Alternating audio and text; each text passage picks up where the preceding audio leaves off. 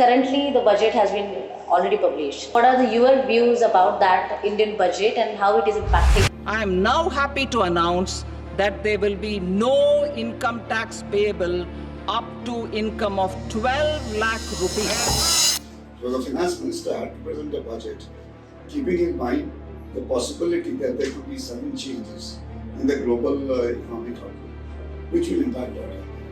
So in that way, I think it was a very balanced budget. The focus was on increasing consumption, increasing demand in the market by allowing the middle class especially. That Trump has elected the president of USA, and the tariff and the lot of discussions are going on in the market. So some good and bad news or positive, negative news are actually in the discussions. So what are your view, both of you's views on the India USA and the Modi-Trump meeting or the tariff?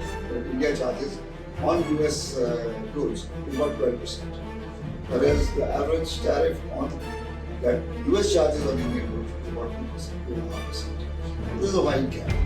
Is that India has decided to increase its purchase of oil and gas from US. Like how it is like affecting on the China and how it is affecting reversely to India. So India's relationship.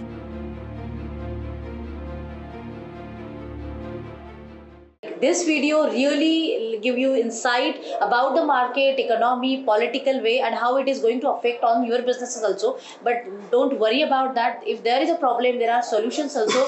And like the help from the Finrex Treasury, the companies who are expert and who are really updated with the market and they are giving the solutions and technical things actually, how you can for like safeguard your interest and how you can forecast in the market. So definitely watch this video in to the end actually and get to connected with the peoples like this, and definitely it will help your business to grow. Welcome in the KD Sushma channel. And आज हम India, USA, tariff, China, बहुत सारी चीज़ों के ऊपर बात करने वाले हैं। So welcome mister Alok Nandi, president of Finrex treasury. Welcome mister Chintan Master, the partner of Finrex treasury. And ये डिस्कशंस आपको बहुत कुछ आउटलुक देगा actually how you can run the business in the future way. So about the Finrex treasury. Finrex is basically a company which is into managing foreign exchange risk, treasury management, and we are more to the technology and the service-oriented areas. So we manage a lot of companies for their corporates, managing their FX risk, interest rate risk, and these are the subjects what we're working with. So people also want companies want to know what's their outlook on the market's perspective side. So this is the area where we've been working it for a good amount of decades. So that's exactly we have been doing it across SME companies, large corporates, both the segments what we have been doing it. So like you mentioned, the Finrex is working about to the market actually for the companies about how we can say like the profit maximizations by checking about the interest rates, rupee outlook, or like the things. So like currently the budget has been already published. So what are your views about that Indian budget and how it is impacting on the businesses? See, basically, as the finance minister herself said in Parliament yesterday, that this budget was presented during a period of immense challenges. On the one hand, we have the old geopolitical wars which are still continuing. We have this Israel-Hamas thing. We have Ukraine war, which is continuing to put constraints on global trade. And on the other side, we have the threat of tariffs to be imposed by Trump. So those tariffs are still yet not announced. We still don't know what it will be and what the full impact will be on trade as such. So the finance minister had to present a budget, keeping in mind the possibility that there could be sudden changes in the global economic outlook, which will impact our economy. So in that way, I think it was a very balanced budget. The focus was on increasing consumption, increasing demand in the market by allowing the middle class especially to have more money at hand so that they can spend it. The idea was not so much to put some extra amount of money in the capex as such, although the capex part of the budget is still higher than last budget. But the idea was to increase demand because in case there's a global tension rise, in case there's a global reaction to tariff and economy as such, trade as such slows down, then it will be domestic consumption, domestic demand, which will push the economy. So in that perspective and within those bounds, I think the budget came out as pretty strong. Okay, that's good news for the businesses we can say. Absolutely. So what is the impact of the interest rates? See, interest rates is a factor of too many things. In India, interest rate is slightly skewed, unlike in other countries where the focus is more on food. Food constitutes about 40% of our CPI, PPI outlays. So if you have the food prices, few vegetable prices rising, it will impact the CPI, the wholesale prices index also. So it will be very difficult for RBI or the government to support RBI if RBI suppose raises interest rates to fight food inflation. Because food inflation will not be tackled by raising interest rates. It will be a question of supply and demand of logistics and other things. But manufacturing, services sector will be hit if the interest rates are hiked. So what RBI did and what Finance Minister also supported was to cut off interest rates primarily because our inflation seems to be under control. There is already a talk that you should take out the food inflation out of the total inflation data, show it as a separate thing, which will tell people that, apart from food, the other things are not really rising. But the fact remains that a large part of the household expenditure today in India, for about 80% of the people, goes on food and other things. So that is an important one. But I think the interest rates, inflation will remain under control because the agricultural output has been good this year. So unless we have some very difficult climatic conditions, in the coming 1 year, we should see inflation current levels, maybe slightly lower. Oh, that's good. That's Yes, that's really good. And like budget has launched, like you said, there's a positive impact on the businesses and whole Indian economy and all the says. But yes, simultaneously, the Trump has elected the president of USA, and the tariff and the lot of discussions are going on in the market. So some good and bad news or positive, negative news are actually in the discussions. So what are your view, both of you's views on the India USA and the Modi Trump meeting or the tariff? okay. I'll first take it. See, primarily, there's a point which I think is very important. The victory for Modi in the Delhi election was important because when he went to meet Trump, he went from a stronger position. He negotiated from a stronger position. If Delhi had been lost, then there would have been doubts about his hold on the country as such. Yes, So that impact was there when Modi went and met Trump. That was one thing. Secondly is that yes, He's from Delhi, that's the reason by he's the from way, It's a close emotional relationship, we can say. So, secondly, there is a fact, it is a factual thing, that tariffs in India are on an average much higher than tariff in the US. If you look at the average tariff that India charges on US goods is about 12%, whereas the average tariff on that US charges on Indian goods is about 2%, 2.5%. So there's a wide gap. So Modi before the meet had already reduced tariff on, for example, Harley-Davidson. There are a couple of items on which India had reduced tariff because those items were very clear, very near to Trump's and his advisors. Harley-Davidson was one there. Secondly, what Modi has done before the meeting and which Trump has repeated after the meeting is that India has decided to increase its purchase of oil and gas from US. It is a wise move on part of India because anyway our purchase of gas and crude from Russia was slowing down because of the sanctions. There were no ships available. As of the petroleum minister has stated this thing that after 27th of February, the Indian ports will not allow the landing or the unloading of ships containing Russian crude, unless they are within the sanction limit. That is, the purchase price will be $60 of this thing.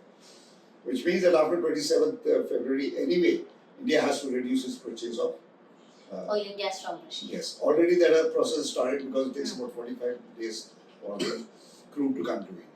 So India had in mind that they will increase their purchase of US oil and US gas. The advantage was that the refineries in India are capable of refining the oil which is available in US, the shale oil, the WT oil, which is slightly harder than what we used to import from, say, Saudi Arabia. So it is not that India is going out of its way or giving in to Trump's threats. It is a wise move on India part that anyway we have to import oil from somewhere else. So now the Why not Russian, to from? yes, Russian avenue is closed, so you might as well import it from US. Your prices are nearly the same, even taking into account the freight charges. And it will also help in reducing the trade deficit with the US. Okay. Secondly, India has also agreed in principle, and US has also agreed in principle, to sell India the F-35 stealth fighters. Those are expensive items, but they will go a long way in reducing the trade deficit. Okay. Again, it is in India's advantage because currently India's defense armaments, which was skewed towards Russian arms for a long time, is under a bit of pressure because Russia cannot supply, because of the Ukraine war and their own requirements, they cannot supply the arms that India requires. So India has gone to France. They've just, Modi before going to US has an agreement, went to Paris, signed an agreement with Macron for purchase of submarines, for purchase of Rafale fighters. So India was already diverting. So buying stealth, this thing would be an added advantage for India. But it would look to Trump that India has agreed to his demand. So I think they have done it very well. The timing was perfect. And I think the net result, nobody really knows what happened in the meeting. Both sides seem to be positive on it. Trump, of course, kept on saying that they have agreed to what I have said, without really realizing that Modi has played the Trump card by giving him the things which anyway India wanted to have. Okay. So I don't think the tariff will have a major impact as far as India is concerned. And that's really true. Yes. See, I say something what Alochi has already mentioned now. Harley Davidson. India is a population of almost 140 CR. People are over here. They are more active users. Harley Davidson, when you see the cost which has been getting in the the pricing side, I don't think so they will get much more users also. Get the tariffs low, but we don't find the kind of cost which has been coming up. More Harley Davidson players might not. It's just a certain section of the people will be looking at. So unless we have a direct impact to our industries in India, I don't think so that India should be a concern when we're talking about some tariffs part with US. When you talk about the US, as what US oil is also under, we have to take some way or the other. Whether it's Russia, whether it's Iran, or whether it's GCC, or whether it's you're talking about the Venezuela. So during the time when we were facing the inflation problems, we have bought some oil from Venezuela as well. So right now, also when you talk about, if WTI is managing and I'm sure if the government of India is already working with them, some pricing, if we get some better discounts, ask Mr. Trump, you give some discounts, I'll buy major quantity from you. Yes. So it's a good, it's somewhere better off, it's good relationship, because India and US has a relationship for a longer version. Yeah. We cannot, because we have a lot of our population, NRI population sitting with that's we want also to be a good style. Today, the major US relationships and India is why important, because we need some finances also. We need some funds. Today we need some FDI. We need some policy matters when we talk about the FI side. Yeah. Where are these guys sitting? Are these guys sitting in India? So they are sitting in India, but they are all US and Singapore companies. They are Singapore funds, European funds. So we really have to have some relationship in a longer spree. We don't want to have a debate on the subject, how the Trump has really managed the show on the trade side, because that's something which, I was of opinion the homework was good, but I think the execution is somewhere where he might face a lot of issues. He might talk on the business relationship with all other counterparts across the countries, but people will be reluctant to have some personal relationship with Mr. Trump. Yes. That has changed in the next, that might change in the next 6 months period of time, because people might think only from the business perspective side with the US policies and all. That's really. So India, see for us also, we also have business to them. We got lakhs of students going over there and making studies. Just look at it, average fees if it comes to 20 lakhs. You just do the calculation. You talk about billions of money they are earning in education industry. Actually. So there are stands. They need to understand. We need to understand. Both needs to come understand. Understanding should be working out. And in the mutual way, like mutual. Dialogue needs to be played more than the threat, more than the putting the guns on the on the heads of the biggies of the countries, world countries, Europe. I think a dialogue requires to be done. They need to follow that strategy.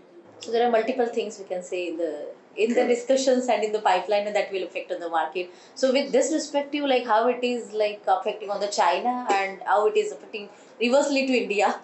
See, the relationship between China and US and India and US is slightly different. For example, take our exports. The goods that we export to US, are not goods where China is competing. China is much more on a high elevated value of goods, electronics and IT things, which India is not exporting. China's exports to the US are massive. It is not that just because Trump has put tariffs on China, China exports have slowed down. That doesn't mean that India will immediately fill that gap. If China is selling Apple products or iPhones or whatever it is to to US, that gap will not be made up. They've already started. Foxconn has started manufacturing iPhones in India. Yes. But that is a process which will take time. Yeah. And India is not the only country. Even Vietnam did it. Vietnam is now probably the number one in this thing. So India's relationship vis-a-vis China and US is slightly different. Because US sees China as a threat, global threat to its supremacy. Whereas it does not see India as a global threat to itself. It sees it more as a partner in Asia, more as a partner in Asia Pacific, rather than a threat. So the only thing we need to keep in mind is that India will not easily step into the shoes of China, if China exports are slowed down to US. It will take time. So it is no immediate gain to India. It will create an opportunity for India, but it will not create an immediate opportunity. But in the long term, people In the can long think term, in yes, that which aspect. means India will have to start working towards it. It has to improve its manufacturing base. Yes. It has to improve its business climate. The business ethics and the rules and regulations need to be more streamlined, and which India has already started. So we can say like this is the very good time to think on that perspectives as a business point of view. Absolutely. And people can run their strategy according Absolutely, to that. absolutely, that is true. But in the opposite things, the Chinese imports in India is also increasing. Yes, yes. See, what has happened is there is a fear in India that if China is stopped from exporting to US, those products will be shifted to countries like India. We have a huge market. And today, if you're buying something for 100 rupees and China is selling it for 70 rupees, then obviously the market will buy it from China. Your loyalty to the nation does not extend to your wallet. If you are saving 30 rupees, you will save it. So it's for the government to order. If you would have seen in the newspapers last couple of days, is that India is already thinking in terms of putting a ban or putting tariffs on Chinese steels which are being imported. Japanese and Chinese and Koreans, because they are dumping that steel in India because they can't sell it in US. So India will also need to be restrictive. India has said that we will put tariff, and if US puts tariff on China as they have done, it encourages India to do the same. China cannot come back and say that why are you? They cannot go to the WTO and say that these guys are putting tariffs. Let them first fight it out with the tariffs imposed by US. So this is a good opportunity for the Indian government to bring in restrictions on Chinese imports. There is no need for India to allow imports of, say, the Ganesha Murti. Ganesh, yes. That takes, the Chinese sell it for 50 rupees, here in the market it's 100 rupees. India should be able to afford that 100 rupees instead of importing it from China. Okay. Because apart from the price factor, it also entails an outflow of dollars. Everything that you buy from China, you are paying in dollars ultimately. You're paying in yuan, and you buy the yuan by selling US dollars, so you need the dollars. So India has to put restrictions on China, and this is the right climate. Right. When already the world is looking not very aggressively at countries which are imposing tariffs, because the US has done it. And there cannot be other complaints about it. They said, okay, first you fight US. So I think this gives an opportunity, and the government has already said that they are thinking very seriously of putting either a ban or a higher tariff on import of Chinese goods, Chinese steel, for example. Okay. So I think, luckily for India, we have a stable government, we have a strong government, and a government which should go ahead and put restrictions, which will support Indian industry and Indian economy, rather than worry about the difference in rupee pricing for some time. And anyway, as the Indian rupee the Chinese yuan has weakened much more than the rupee, so it is cheaper to buy Chinese goods. Yeah. But then after the fall of rupee in recent days, that gap has slowed down. So we need to think in terms of protecting our own industry, and I think right now we are in the right climate, the right environment for putting in those restrictions. See, for China, China is definitely, as what Anuji has already mentioned, So they always focus on products which has a very big market. Yes. On larger products, when you talk about a product which is India exports is hardly 1000 CR, and they might be doing exports of 15,000, 20,000 crores because they have a large capacity factories across their belt. So there they are winning the games. India definitely, as is US and India problems or world problem issues and US and China problem is arising out. Where China sees they have got so much of factories which are manufacturing. They will have to sell their goods somewhere or the other if they are not able to sell in US, Europe. Which is the next big market for you talking for them? It's India. We are just next door to them. The freight cost would be lesser for them to get it in India.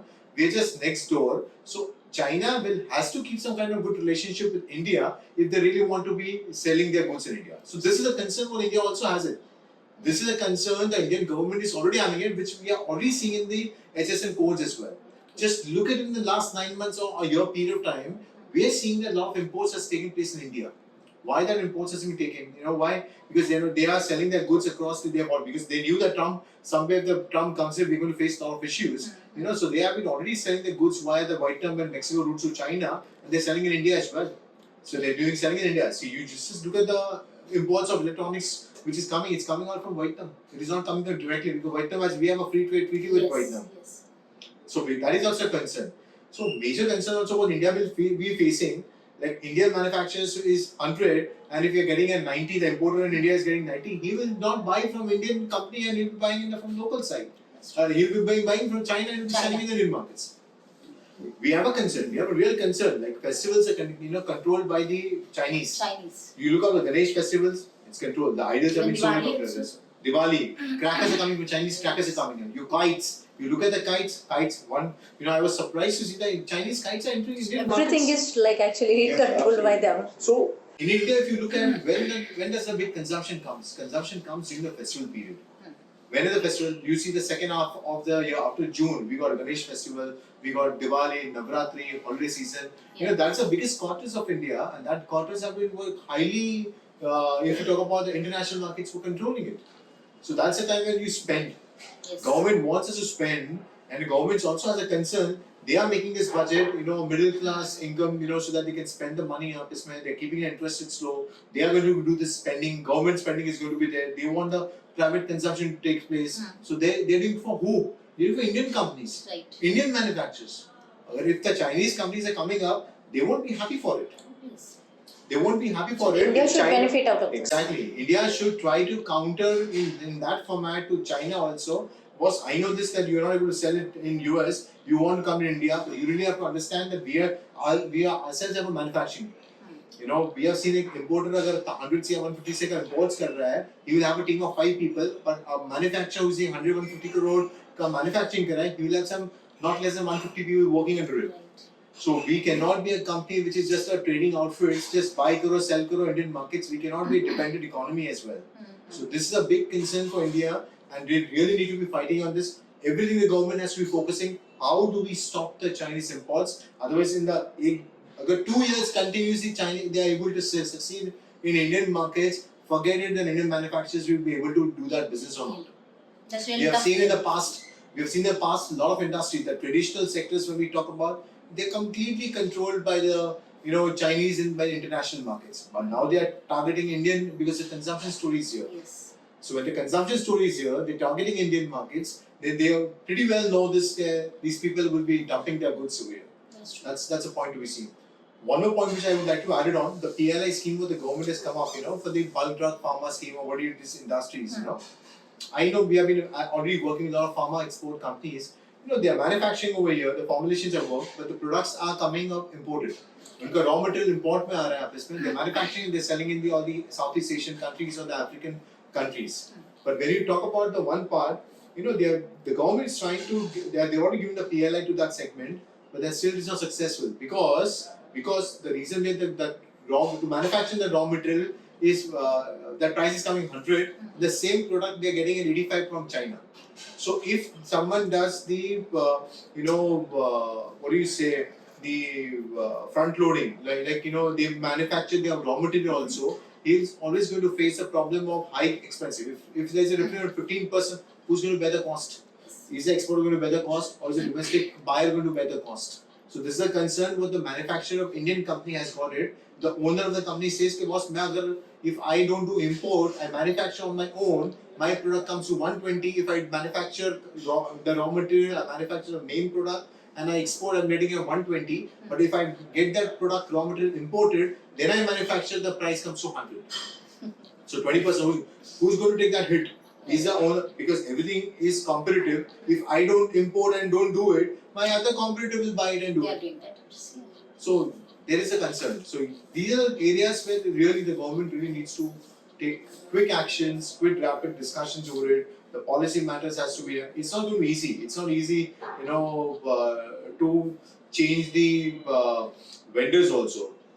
When the manufacturer is continuously buying 20 years relationship, it's not easy that he is going to manufacture those products. He always knows this, that the quality, quantity and price, all three things he has to manage it. One more important thing was Trump is a businessman. Basically, he's a businessman. So what was happening was that China knew there were restrictions on that. China opened factories in Vietnam. Yes. In Mexico. Yeah. And they would supply that. So Trump has said that we have noticed that our trade deficit with China is coming down. But our trade deficit with countries like Vietnam is shooting up. He said basically now what he's proposing is that Vietnam has to declare, for example, the things that is exporting to China, whether it's locally manufactured or whether it's Chinese. Country of origin. So Origin criteria matters. India has the same problem. We have a free trade relationship with Vietnam. Yes. We should go in the same thing that if Vietnam is manufacturing it on its own and it is not basically rerouting Chinese goods, then we should also put a tariff on it.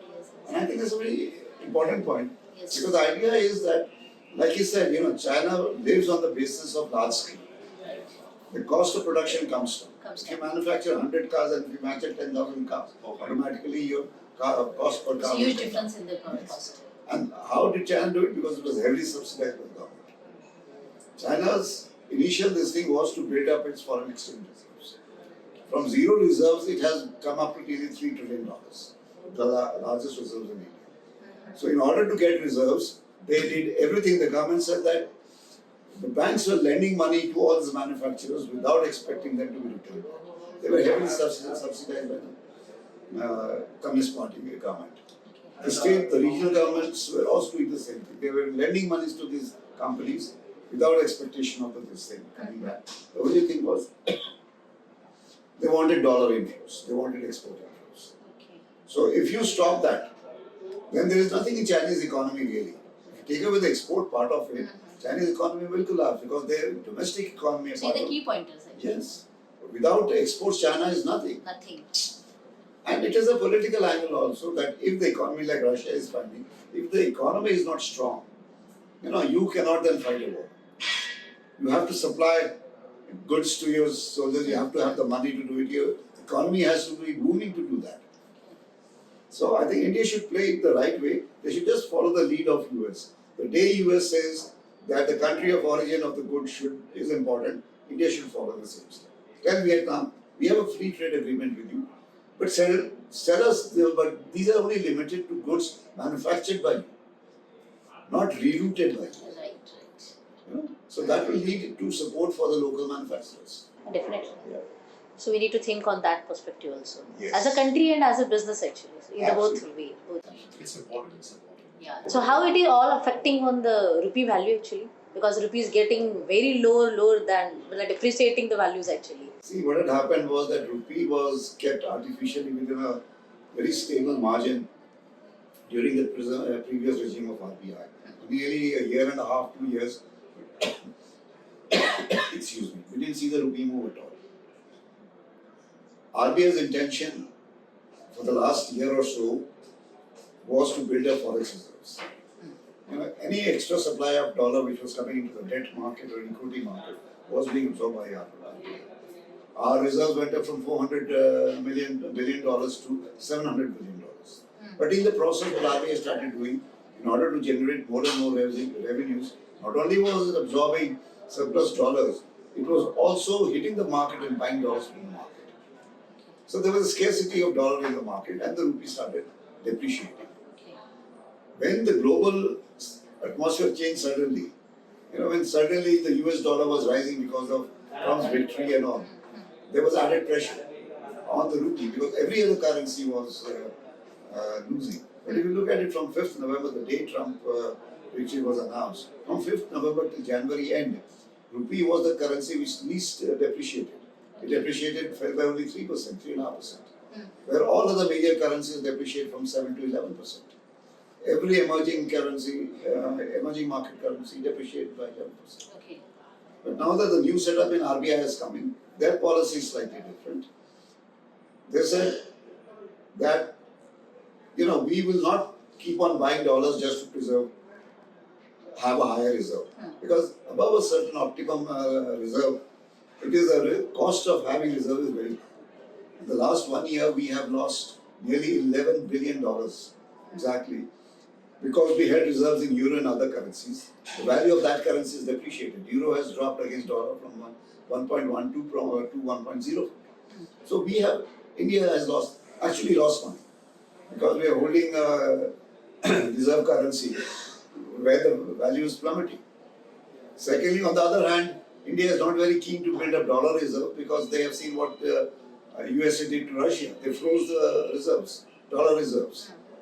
About $300 billion of reserves of Russia were frozen by US and by Europe once the Ukraine war started.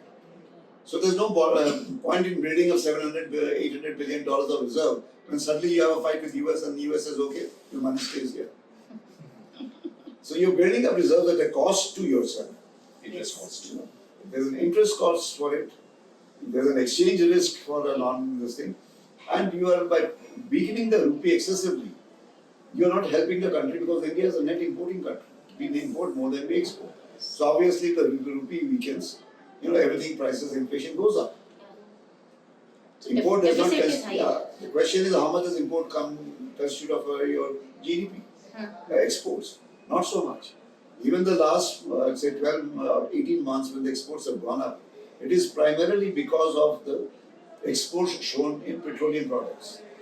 What companies in India, two major companies were doing was they were importing Russian product cheaply with a discount of nearly $20, refining it and selling it to Europe. So our exports went up. People didn't realize that your imports of this thing has also gone up. When you import crude, you pay the money today or even in 30 days. When you export that, you take a month for refining, then for shipping, then the money comes in. So there's a lag of 3 to 4 months before the dollar comes in. The gap is actually. So India needs to look at this point that our exports are not rising just because the rupee has weakened. A weak rupee to a certain extent will help exports, but not to a level where it makes it difficult for everybody else. Because import is higher than the Export export. is higher. So it is actually affecting our economy. Yes. So inflation is also a concern for India. Yes. So that's one of the reasons, So Reserve Bank of India always focuses from the perspective of inflation side, and Ministry of Commerce always focuses from the growth perspective side. So they have both their objectives very clear. So now, always the government, becomes whether they should focus right on inflation or they should focus on growth. If they want growth, they'll be focusing on those kind of policies, So lower interest rates is one part, where they want the growth side. But then much lower interest rates will also have a concern for the inflation side because our 90% population doesn't have this green color. So they are facing that issues big way, So for the interest rates part, as what you mentioned in the first start, 6.25 we've already been on the repo rates, Max we can say 6%, but that too there will be a lot of hiccups will be coming in the next coming 2-3 months because summers are the one with inflation prices also, where the agri products issues rises, so inflation also rises in those lines. So rupee perspective, yes, what is mentioned, rupee has always been volatile in last 4 months. If you talk about all the exports and imports companies are really facing a lot of issues, So because we have seen in the past, it was a thin range of 83 and 84, which was controlled by government institution, so by the Reserve Bank of India. So now, right now, as it is left out around because other currencies in the world markets are weakened, over the period, India is also looking at to weaken. So all central bankers are keeping a tight watch. So what is US doing? What is Tariffs role playing? What is Chinese? How the Chinese role? Because right now Chinese yuan is also trading at 7.2829. No, it is not going above 7.35. So when you're talking about those levels, if Chinese weakens, no, then it's like follow the leader's strategy. Other Asian currencies also will look at to weakening the currency. In the case of increasing exports, one. In the case of India, to reduce the import from China as well. So the Chinese imports is increasing because we were keeping the rupee appreciation also to a certain extent. So appreciation of rupee might be a concern for Reserve Bank of India as well.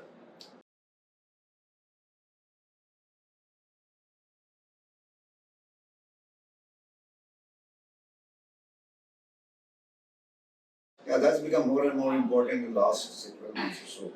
We had a period when things were very stable, so neither the exporters nor importers were really worried. Exporters would sell forward the day they got the order. Importers would wait till the last to buy because then they don't have the premium of forward cover. But now the situation has suddenly changed. You had rupee, dropping from levels of 83.5 to 87.5. This is a massive 4 rupee jump in a matter of a year or so, less than a year. Now that would, and any importer who had not hedged his payables would be caught. All his margin that he was making on the imports, on his products would be lost because he would lose on exchange for rupees, which is quite a lot. Exporters also, since they were in the habit of selling forward, because the rupee was stable, would have lost a bit because they had already hedged their exports. If they had not hedged it fully, they would have sold at a higher price. So it is becoming more and more essential for both exporters and importers to keep a very close watch on what the rupee is doing, what are the expectations, and how to manage them. Companies like ourselves, Finrex, we can generally help people, exporters for example, in telling them, look, that this is what you should do in case you expect the dollar to rise. Buy an option, do hedging some other way, that in case the dollar goes higher, you still get certain benefits out of the price. In case it drops, you're protected. But you have to be proactive. You cannot wait for you to decide the last moment whether you should buy today or tomorrow. You need to talk to people, you need to take advice of people who are involved in the market, who have the platform ready with them to give you the information that you require. What are the prices, what are the forwards, what are the options, and who have the manpower to talk to you on a one-to-one basis and tell you that why they think that you should cover rupee or not. So there is need for discussion for both exporters and importers.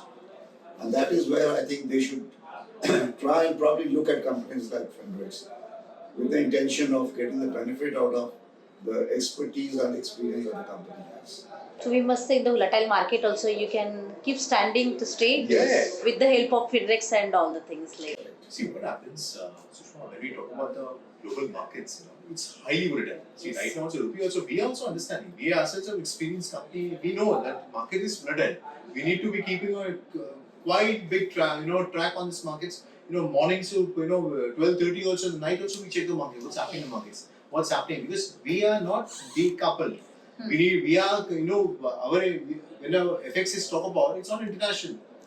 India is not kept aside, so we need to track what's happening internationally. We need to see what are the steps happening by the US is taking, what the Federal Reserve Bank is talking about, what's happening the central bank is looking at, what China is talking about, why the policies. So these all angles, what's oil is trading at here, why oil is rising right now. Oil rising will have a direct impact on Indian markets. That's a place for us also plays out.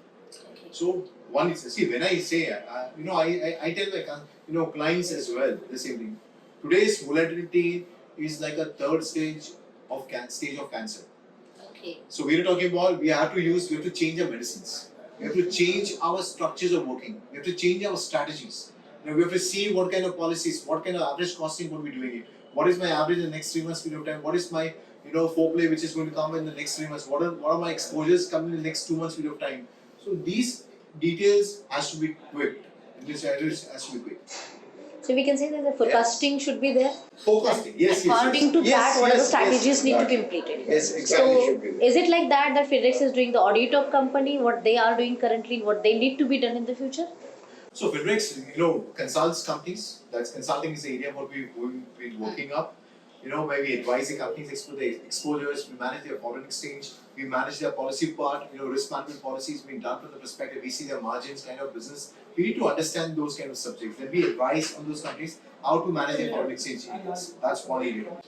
I know a customer, clients which has taken euro funds, they have taken dollar funds, which have not been swapped in international markets. Aapko, in the next 5 years, you're supposed to make a payments for that side. That's the areas. That's the areas. Plus the technologies which we have developed, which all is, plus the customers have been, clients have been using this, any company which are exports imports, there's something or the other we can offer them. Yeah, because this is actually one of the very vast area, and people who are doing the businesses, they should not be like that. They can handle both the ways. So I will do my business, and you will help me in that. You as per your expertise, like how we can go ahead. Exactly, like Finrex, for example, is structured in such a way. You have certain number of people who are looking at Forex, so certain number of people who are looking at the money market. There are certain people who are looking at the trade finance. So you have an amalgamation of everything. When a company comes to you, what we offer is just not the dollar rupee analysis or the dollar rupee strategies. We also look at if they require any assistance in, say, opening LCs or things like that. On trade finance, Finrex will be able to support them with idea where to go, how to do it. So it's a whole package as such. And it has a team which can really get the customer's business and focus on all sides. And that is what Finrex is aiming at. That when you come to us, you don't come with the idea that we will only look at one of your problems. No. We look at the entire gamut of your business and to see where we can help you. Forex is one part of it, yes. Trade finance is another thing. So we look at various aspects. Yes. So it is not about the Finrex, it means only Forex is doing that. Yes, but it is about the whole absolutely, business absolutely. actually, Yes. and how it can be helpful. And the one last question actually regarding this, all the political situations happening in India and the global, the economical things actually having like that. So what is actually we can say the forecast of future? In terms of the political future. In terms of the Political future. that is totally different subject actually. But we can say in terms of the trade, in terms of the See, export what has import happened is developments. that Trump knows very well that he can survive for 4 years, right? He cannot come for a third term as a president, although they're trying to pass a bill which will allow him to do so. I don't think they'll be able to get it. So Trump's main focus is to disrupt the market so that after 4 years people will still remember. Okay. Secondly, what most people don't realize is that there's a midterm elections in the US. After 2 years, there will be midterm elections for the House of Representatives and the Congress. Right now, the Republicans control both of them. It's a slim majority.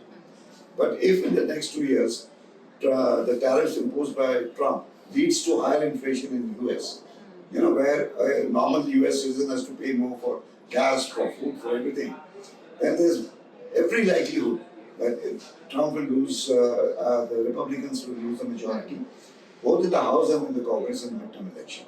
So which means that after 2 years, that is 25, 26, in 27, Trump bills might not get through the Congress at all.